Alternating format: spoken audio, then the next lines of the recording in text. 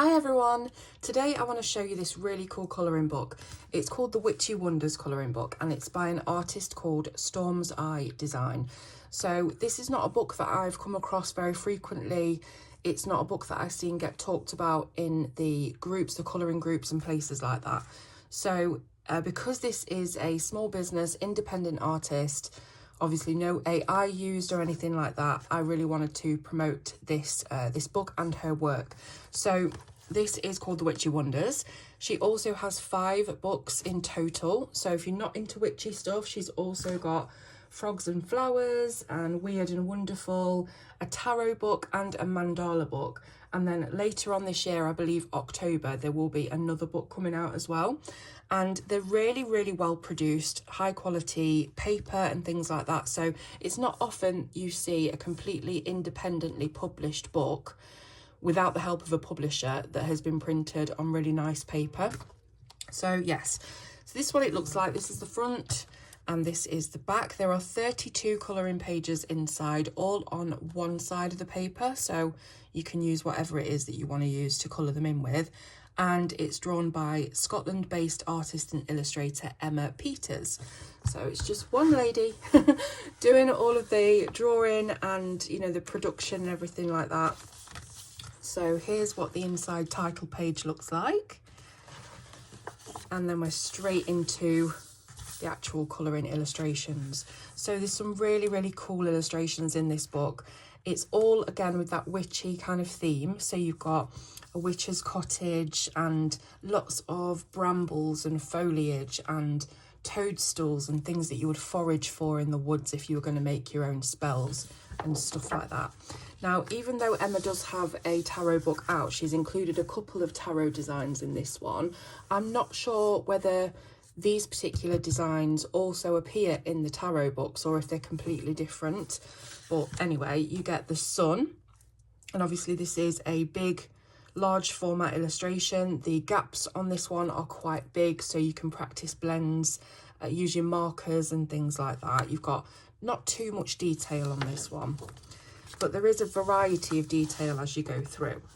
I'm just going to make sure that this is nice and straight. It looks as though this is a glue bound book. That means that you can put it flat to the table. You may have issues with it possibly popping out pages. I've not had that issue myself, but that just sometimes happens with glue bound books. Now the paper, like I said, is really, really thick.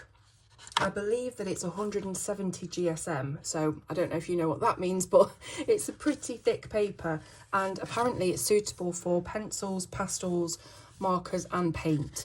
So let's just do a quick pin test. You can hear like the density of the paper. Okay, so what we've got here then, we've got a kettle with frogs and snails and lots of foliage, flowers, and it's got this kind of Celtic symbol on it. So again, you just get the feeling that this would either be, well, it's used as a plant pot, look, it's got plants growing out of it, but you can also think maybe this would be used to brew potions, like in hot water over a flame. Then we've got a poison bottle, absolutely covered in this creeping plant. And then I really like this archway frame that we've got made out of tree branches with vines kind of swirling around it. What's the word I'm looking for? Here's today's what's the word I'm looking for. Entwined, I think that's the one. Then we've got what looks like a witch's spice cabinet, but obviously instead of turmeric and, you know, I can't think of another spice now, saffron. We've got things like fairy wings, snail shells, newt's eyes, we've got frog legs, Dutch courage, frog spawn, pickled fingers, nice, beetle juice and pixie dust. So there's loads of little jars on here with all kinds of different things in, and then in between the jars you've got some decor items that any witch would have in her kitchen. We've got skulls and crystals and candles, stuff like that.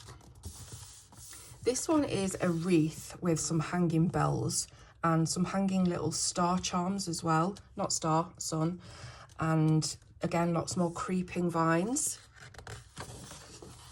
here we have another tarot card. This one's the moon. So what I was thinking when I saw these two tarot cards is they would be fantastic coloured and framed, because the sun and the moon in their own frame side by side, full of colour but different colours. Obviously, like for the moon you would have all your midnight blues and your purples and sparkly metallic paint stars around and stuff, and then for the sun you could just have it really bright, vibrant, very warm, sort of, I was going to say bumblebee yellow. Is that even a colour? I don't know, but that's what's come out of my mind. And that's what I was thinking just looking at these. So you can see now that I've started colouring a page already. I fell out with colouring a little bit lately. It's not that I fell out with it, but I've lost my mojo a little bit, and maybe it's the heat, and I would rather just be sat in the shade outside, sort of doom scrolling and just not really wanting to do anything with myself. But that's why I've not finished this page, because I've sort of been backward and forward with it. As much as I love the page, it's not just this book, it's everything really. But I do have a few like new books on the way that I am really excited for, so I'm hoping that I get that bit of mojo back. And again, as the weather does start to turn after summer, I think that's when I'll be cozied up on the sofa with a colouring book and my pencils next to me and a film on, and you know, I'll get back into it again. So this is as far as I've got with it.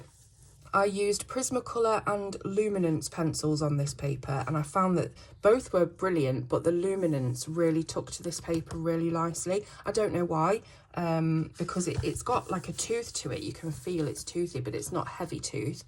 And yeah, I just felt like the Luminance blended so much nicer than like any other pencil that I was trying, even though, you know, I did try the Derwent Chroma Flow. I feel like they were maybe a little bit too hard for, you know, to this paper, because sometimes different pencils and different papers, you know, they don't always match up with each other, and you get certain papers that tend to do really well with a lot of different mediums, and then you get some papers where they really make certain art supplies shine and then other ones not so great. With this one, like I said, I tried the Polychromos, not the Polychromos, I tried the Prismacolor, which were perfect, and then I tried the Luminance, which were like brilliant, and the Chroma Flow, I feel like I couldn't quite get them to blend as nicely as I wanted. But again, that's probably to do with my colouring style. You know, I'm quite heavy-handed. I go in there hot and heavy, and I want to get it done, and I want to burnish, and sometimes papers, they're not made for that kind of colouring. So really, it's such a personal preference that I would say I can't tell you how the paper is going to be for you. I can only describe it as best I can. Until you feel it and you colour on it, you're not going to know. But it's nice, it's toothy. As you can see, I've managed some really nice blends from very deep and dark to almost white, and the smoothness is there. I think I used Prismacolor on this brown cloak, and with this one you can see there's just a slight bit more texture. You can see it looks a little bit speckly, but then on the Luminance ones it's just a beautiful gradient. So yeah, make of that what you will. I will of course finish this page, I will get round to it, but there's lots of little small bits and bobs on this page. Buddy's just got something out of the bin that's making a crinkle noise, so just bear with. Buddy, please may I have that? Thank you very much. Usually, it's Toblerone foil. Usually he will run off if I try and get something off him, but I think I was too quick that time. Anyways, back to the review. So yeah, I'm going to carry on colouring this. I probably will carry on with my Luminance. Maybe I'm going to try an oil-based pencil, because I haven't tried that yet. You know what? I'm going to do a little demo here just so we can see, because I don't want to finish the review and you're like, why didn't you even try oil-based then? Let's see what I've got. So I've got some Polychromos here. I have magenta, and then I've got a lighter colour, which is middle purple pink. I wonder if this mauve, I wonder if I could make this work. Mauve going into the magenta, going into the middle purple pink. I don't think I've got a lighter pink here, have I? No. Just wonder whether that blue would work as well. I'll give it a go. Right. So what can I colour? What can I colour? Let's see. Let's try and colour this bag. So I'm starting off with the mauve. And I'm going to do like some blue edges to this to make it look a little bit glowy. But really, I'm just doing this as a test so that I can feel how these oil-based pencils go down.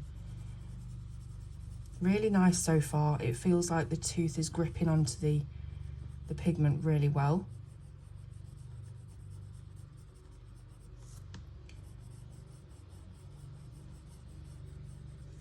I know you've come here for a review and you've ended up with colouring, so I'll try not to take too long. Then we've got the magenta.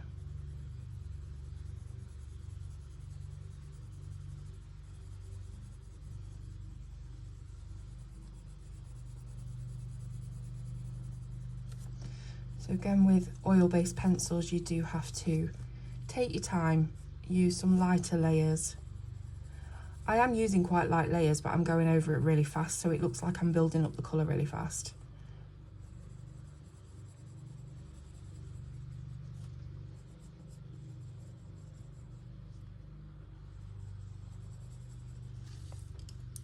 And then let's go for that middle purple pink.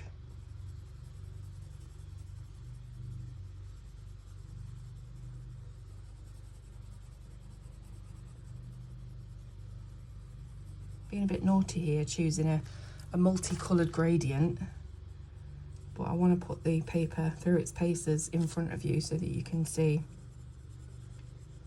it's not just me saying it. It's always better to see it and believe it, isn't it, than just be told, because there's so many creators and influencers that will tell you that something is amazing just because they get paid or because they can sell the product. And you never know nowadays, even with like Amazon reviews, there's so many fake and AI reviews. You just never know whether it's seriously good or whether it's rubbish and you're just being told that to make them money. So I'm going to go with this blue just on the outside of the purple. Still leaving a little bit of white right at the edge because that's what's going to maximise the glowy look. And I'm just sort of softly blending that blue in with the purples. See, so far that looks really, really nice. And it feels nice on this paper. You know, you can go wrong sometimes with oil-based because it can be a little bit more hard work than a wax-based pencil and take longer. Some papers can be resistant, especially if they're slightly more glossy, whereas this one's got tooth, so we're doing really well.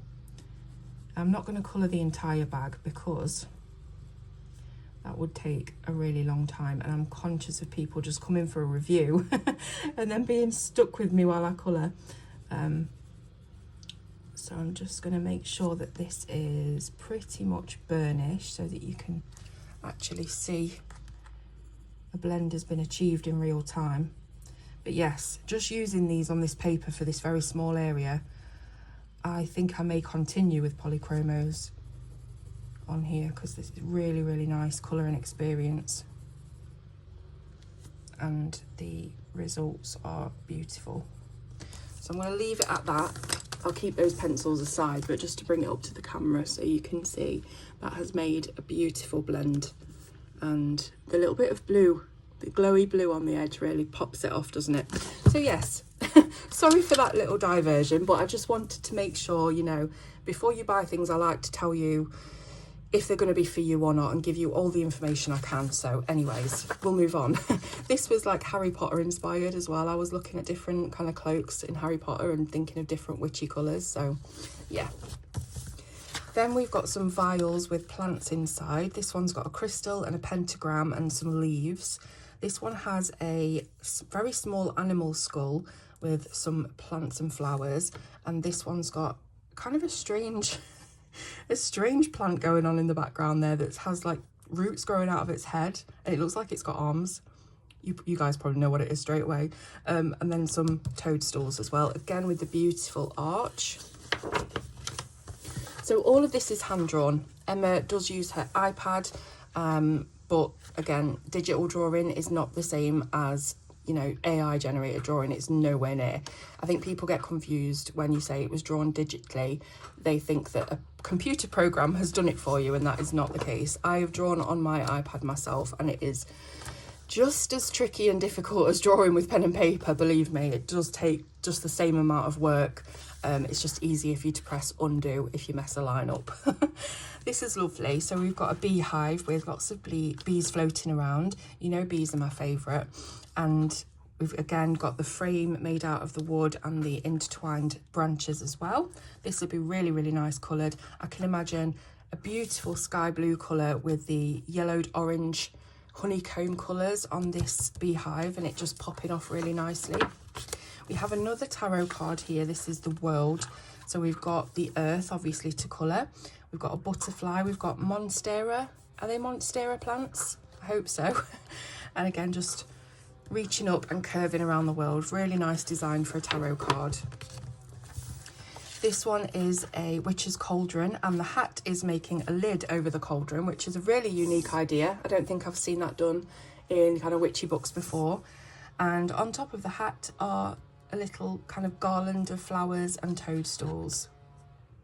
So there is a mixture of, you know, different, come on Claire, there's a mixture of different spaces in this book. So some of it, you've got really big spaces to colour in, you've got a lot of room to really play about with your blends. I think that this purple, pink, blue blend, the glowy one, would work so well on a bottle like this. But this one has to be all green, surely, because it's a potion for luck and there's loads of 4-leaf clovers hanging around. So this is giving me proper Irish vibes. I would think emerald green and gold. I would love to see that. I might even do it myself. And of course, you know, when you're doing these 4-leaf clovers, you can look for a picture, a reference photo of a real one. And that's where you can get your, if you want to make it look semi-realistic, you can get your shadow and highlight kind of information off of a reference photo and then colour it in. A really good tip is change your photo to black and white, and then you can see the differences in tone. So you can see where your darkest green should be, because that will be the darkest area, it will be the blackest area. And then as, you know, the tonal values change, then you will get to your lighter colours. So yeah, I might do a video about that one day, let me know. We've got another cabinet from the Witch's Home. This one has some books on it: healing herbs, carnivorous plants, grow your own food, lots of plant pots and seeds. So this is a little kind of miniature garden, but on a racking, you know, like as if you would find this in a greenhouse. It's got some Venus flytraps, because, you know, wouldn't be a witch's greenhouse without them, and lots of little seedlings growing as well. Here's a beautiful moon with this really jagged edge that just gives this page, it gives it a bit of an edge. It's like, it's really cool. And, you know, flowers around a moon have been done many times before, but I think Emma's really made this into her own style. You know, you've got the moon, you've got the crescent moon, you've got the flowers, but this just looks so much more witchy and mystical, especially with this jagged edge. I love that. It could be, maybe it could be icicle, you know, an icicle moon in those kind of frozen colours, blues and purples. We have another tarot card. This is the Star. So just imagine all 4 of the tarot cards so far coloured and framed next to each other on the wall. Look amazing. We've got the witch's hat, boots, flowers, and then we've got a candlestick with a crescent moon and a spider web. So again, just really nice use of your imagination. You know, that's what I struggle with when I'm drawing, is composition. Like I might say I want there to be a crescent moon and a candlestick and a spider web and some boots, and I just won't be able to place them together on a page that kind of looks complete and looks like a good composition. I really, really struggle with that. Dragon blood, another potion here. This one would be good. Blacks and reds, I'm thinking. It's got to be, hasn't it? Unless you use some kind of metallic paints and make it look shimmery and green and swirly. I'm sure there's loads you could do with this page. We have another shelving unit for more books and knickknacks.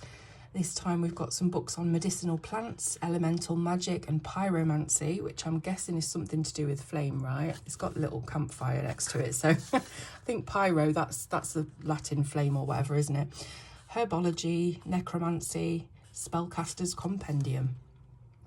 So the one thing I have noticed is when you see these little elements, like I've noticed the frog especially, it's the same frog. So let's see if I can find another frog page. I think there might be one on the one I coloured actually. Where are you? I know there is. It's here. So this frog is the same as this frog. It's not been drawn differently, if you know what I mean. It's not been completely drawn separately. So some of the elements in the book are repeated. For example, you can see this voodoo doll here, exactly the same doll, just flipped on this page. So there is some repeated elements in the book, but I think that's just to keep everything cohesive, isn't it, really? And there's only so much witchy things you can actually come up with, I guess. But yeah, we've got some more vials of plants and mushrooms, toadstools. And then we have a book with a plant growing out of it. So this is like a herbology book, but it's gone to the extreme. You've actually started creating plants to come out of the actual book itself. We've got a love potion. So another thing that I like about this book is that it kind of follows a format. You've got the witches' cabinets, you have got the potions with the frame, you've got the tarot cards. It's kind of like, it follows the formula all the way through. Crescent moon look with a cat. And again, we've got some snappy things. I got the name earlier, didn't I? Venus flytrap. I swear something's wrong with my brain. Books and candles, and again, just the same kind of elements. We've got some pumpkins on this one at the bottom, and a broomstick. Also a death head moth, which is my favourite. We've got a couple of doors then. These are like the doors to the witch's cottage, but they look very grand, don't they? And the little cat sleeping again. These could be bookmarks, couldn't they? I wonder if that's what they're meant to be, because they're individual strips of illustration. So I think maybe they are, look. So we've got bookmarks at the back. So one's got a cat on it and the other one's got a little frog on it. Again, the same frog. And then we've got the bookmarks with broomsticks. This one is daytime, this one's nighttime, or maybe it's not. Maybe these are stars and whatever else. Then we've got wands. These are really cool. Again, I can just imagine lots of metallic, shiny paint being used on this. Lots of glittery, sparkly, mystical mediums. Here we've got a couple of swords. This one's got, these look like berries. And this one's like daisies. So you could do like dark and light. These are like little postcards. These are really cute, little vignettes. And again, just here's the candlestick with the spider web, and just some of the elements that you've seen throughout the book kind of copied onto these smaller format compositions. This is all about the plants and flowers. And yeah, we've got, again, you've got the crescent moon. That's kind of like the center of the illustration. That's the theme and the subject of the illustration. And then you've got all the different elements around it. Here we've got some book postcards. We've got Mr. Froggy and Voodoo Doll. We've got a crystal ball, excuse me, and candles, and then lots of different witchy books. This one is Phases of the Moon, which I really like. This one would be great if you could colour it in sort of a realistic way, you know, where you've got the craters of the moon and all the different phases, you know. Again, something that would look amazing, coloured, cut out and framed. So here's a little bit about the artist. It's Emma. She's based in Aberdeenshire, which is where Johanna Basford lives. After 20 years of online gaming, Emma is known across Europe as Stormseye and can still be found roaming the wilds of Azeroth several evenings a week. So I'm guessing Azeroth is from a game and it's a world. So yeah, that's really nice that, you know, we've got a gamer turned kind of illustrator. A full-time artist since 2020. You can find her at stormseyedesign.com, which also has clothing, gift and homewares featuring all of her art. So if you really love Emma's artwork, you can also get homewares and things. So yes, this is the third book that she made. And like I said, there are 5 and another one coming in October. So I will leave the links in the description to where you can buy the Witchy Wonders book and have a look at all of Emma's other books. Let me know in the comments what you think. I'm always excited to hear from you and get your opinions on things. And other than that, I hope you have a really nice day, and I will see you soon on Colour with Claire.